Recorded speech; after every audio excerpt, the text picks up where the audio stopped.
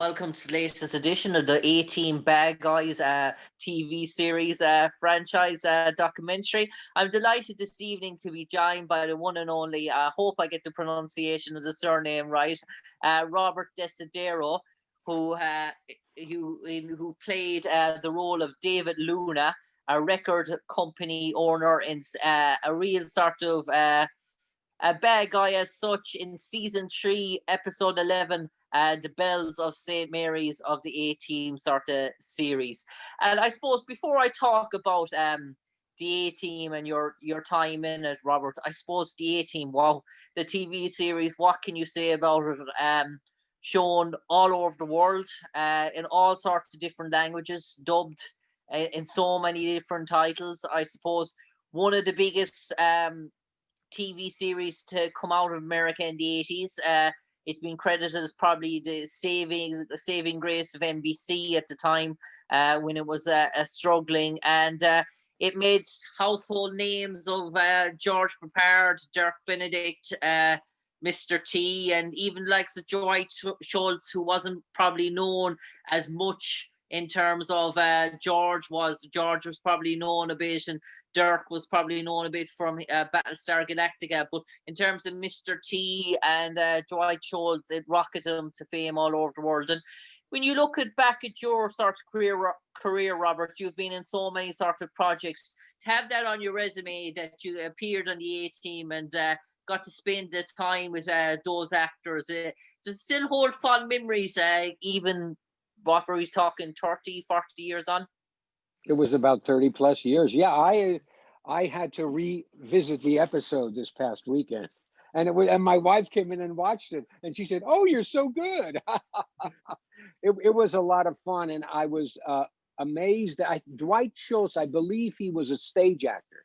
I think he came from the theater, and I noticed that most of the lines, whenever he opened up his mouth, especially in that episode, he went on for what seemed like pages, and he was really funny. So I really enjoyed watching him. As you know from the show, most of my scenes were with George and Dirk.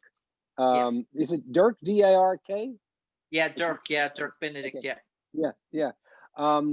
Stephen Cano was a really wonderful man, and I over the years when he was working in the 80s, I think I did guest spots on every one of his shows.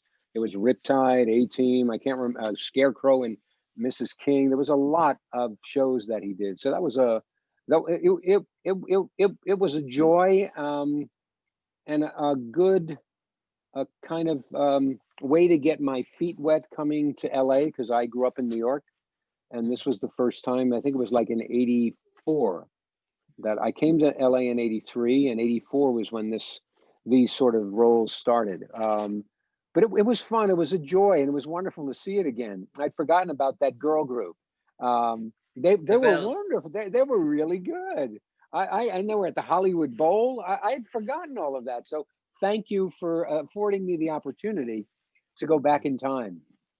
Yeah. And I suppose, Robert, in terms of you mentioned there playing a guest sort of role in the A-Team, a sort of TV series back at that time.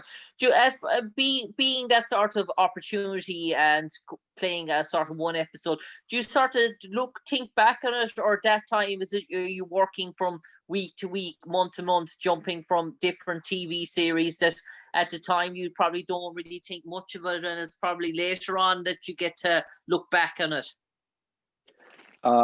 Yes, well, it was often a hand-to-mouth experience, looking for the next job. I mean, that basically is an actor's life, unless you're a big star and get offered a lot of parts.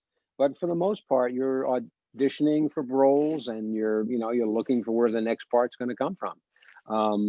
And it's always a balance to be able to go after what you do well and what people seem to know you for. Like in that period, I was the bad guy, as my Aunt Marie, who's still alive at 102, used to say to me after she would watch a guest spot that I did, "Robert, why do you always wind up dead on the floor?" So those were the roles I had, and I'm really grateful for them. So yeah, it was hand to mouth a lot until you kind of move and you get momentum, and people begin to then search for you and want to offer you some parts here and there. So it's you need to have the heart of a baby and the Mm. hide of a rhinoceros.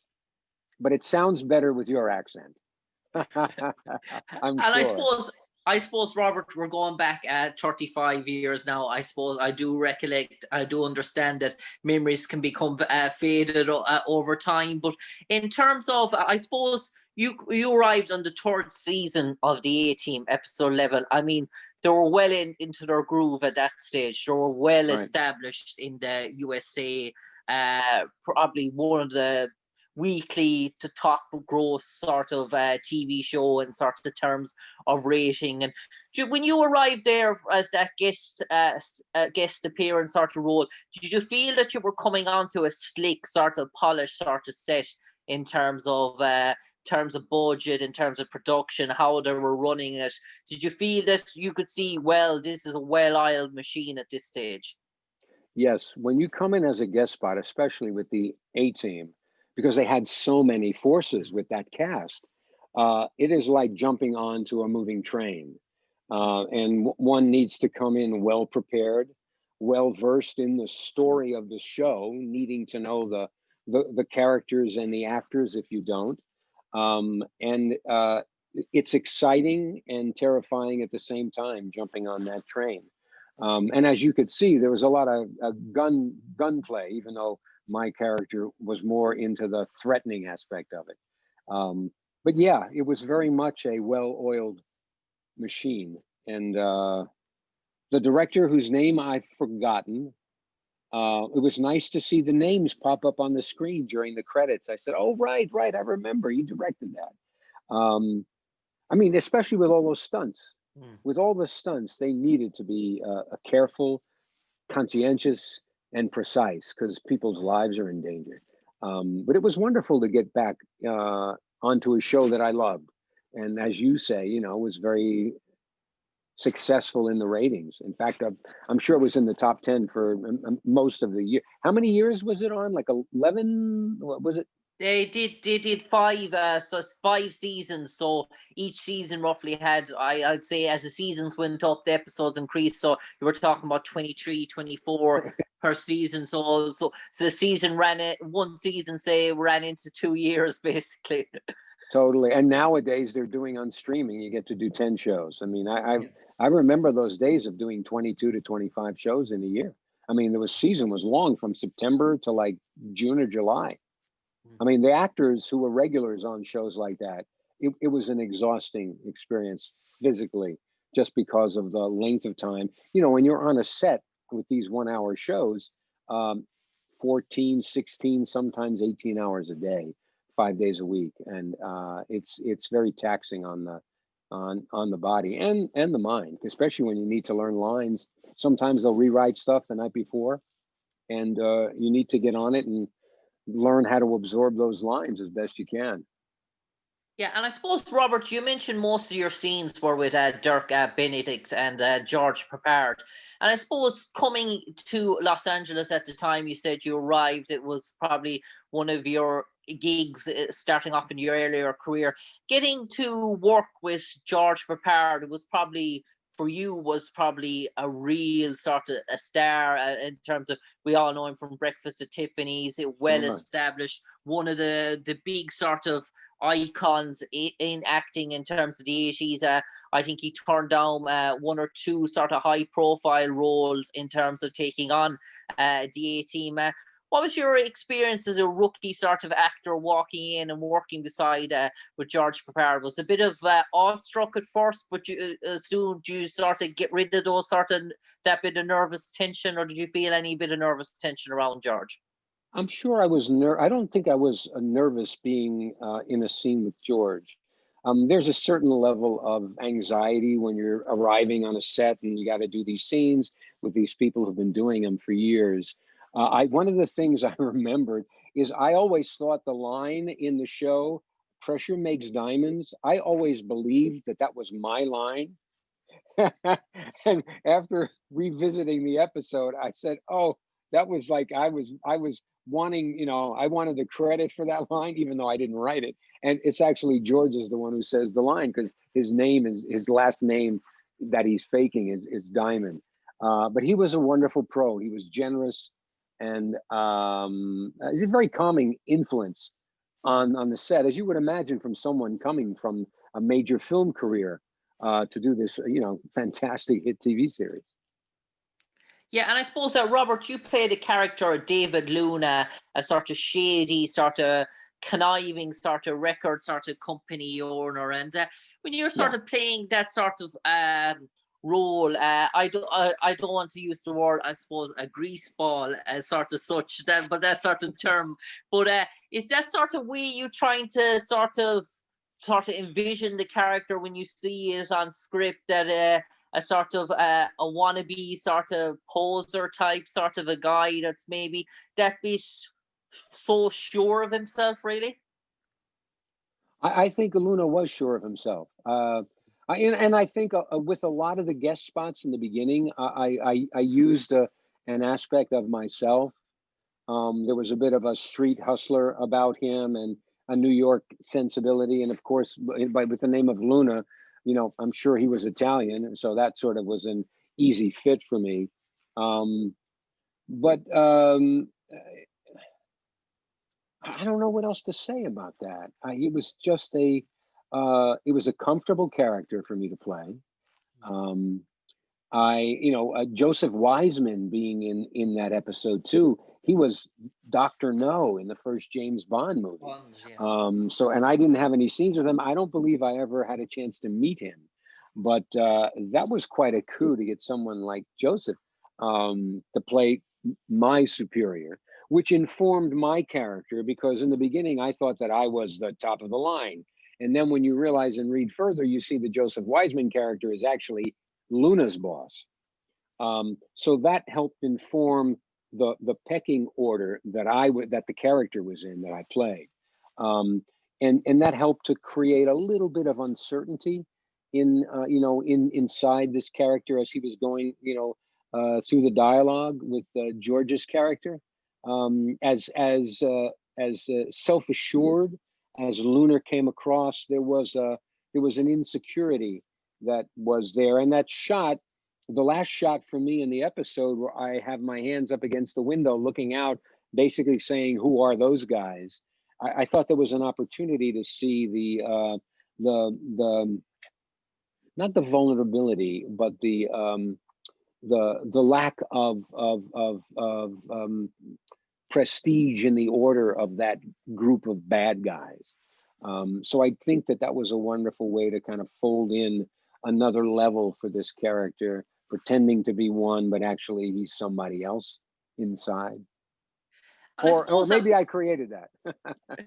I suppose, Robert, one thing that sort of struck me in terms of the research for this sort of project, which was sort of a common trend in the 80s, but God forbid it's gone out of practice now. And once you star as once your face is seen in a TV series and you play a role, whether in one episode or maybe in, say, TV series that are prominent at the moment, let's say a Marvel series or something, you maybe a minor role, but you're always recognized for that sort of role. So the chance to come back later on in the series as someone else in the season, or 2 or 3 seasons down the road, is not an option. But in terms of the A team, the sort of, you had people there like Jack Ging, for example, Ismael Carlo, who play maybe bad guys in season 1 or season 2, and Oh, then probably didn't appear again in season 3 or season 4, but then played a different bad guy, someone else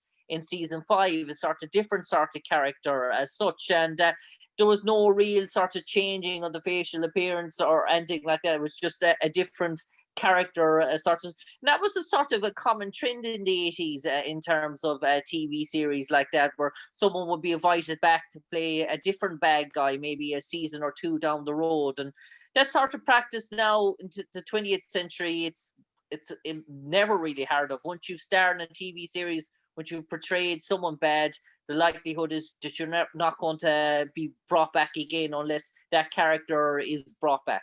Yeah. No, I mean, to that point, I was on Murder, She Wrote 3 different times as 3 different characters. Once I Okay. played the bad guy, once I played the victim, and once I played the good guy. Angela Lansbury was wonderful with that. There are actors, I can't remember his name, but I think he holds the record for being on the show 9 different times. Okay. Um, but I will say, I don't know if you're familiar with the Mandalorian on Disney Yes. Plus, but they Yes, often apparently. have these wonderful. Titus Welliver appears, and Giancarlo Esposito. Some of the characters have a little more to say and to do, and other characters just appear in a short scene. I think just to be on the episode. But that's the only practice I've seen that has kind of occurred in this time in the world of TV. It doesn't. I don't think it exists at all in the world of feature films. But no, it was done a lot more back in the '80s. I mean, which was great for actors like myself, because you got people who liked you and they wanted to bring you back. So I mean, that was helpful because it you got a nice salary. Mm. And I suppose you mentioned that in terms of appearing on the A-Team season 3, episode 11. 11. I suppose you were going in there in terms of, you probably know it was a third treating as a one-off sort of project, but always in the back of your mind is probably saying, if I do a really good job here, maybe in season 4 or season 5, I might get back for another sort of a guest appearance as well, I imagine.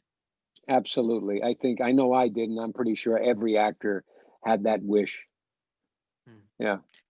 And I suppose, Robert, in terms of the A-Team now, sort of when you probably sit down with family or close relatives and it sort of comes on TV, do you always sort of, does your mind sort of flash back to those sort of days and you realize, yeah, I was a part of these. I actually know these guys, or I've actually sat beside them, or I've drank a cup of tea beside them, or I chuckled or something, or asked them sort of thing. Do you almost sort of feel that sort of nostalgia when it comes on every time you see it on a TV screen?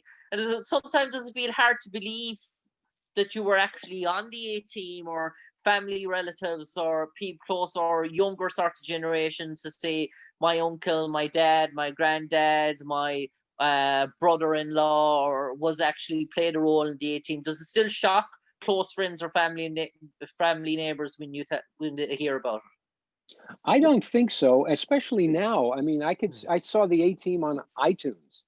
Mm, I didn't know. I haven't searched for that show in a while. And when I searched for it this past weekend, I said, "Oh my God, there's a seasons. All these seasons are on iTunes and they're on YouTube." So they're available a mm, lot more than they were in the early days, where you would be lucky to come across a rerun during the summer or something. But no, people were very. I mean, I would have my little local fans in the Bronx where I grew up that were very excited when I would appear on shows like that, especially shows like the A-Team. Absolutely. mm. Yeah, and I suppose, Robert, I suppose lastly, before I let you go, in terms of the A-Team, in terms of its legacy, I suppose it was a cult classic series. I mean, you think of the 80s, you think of the A-Team, you probably think of other iconic TV series around that time, Dallas, and there was probably the Dukes of Hazzard.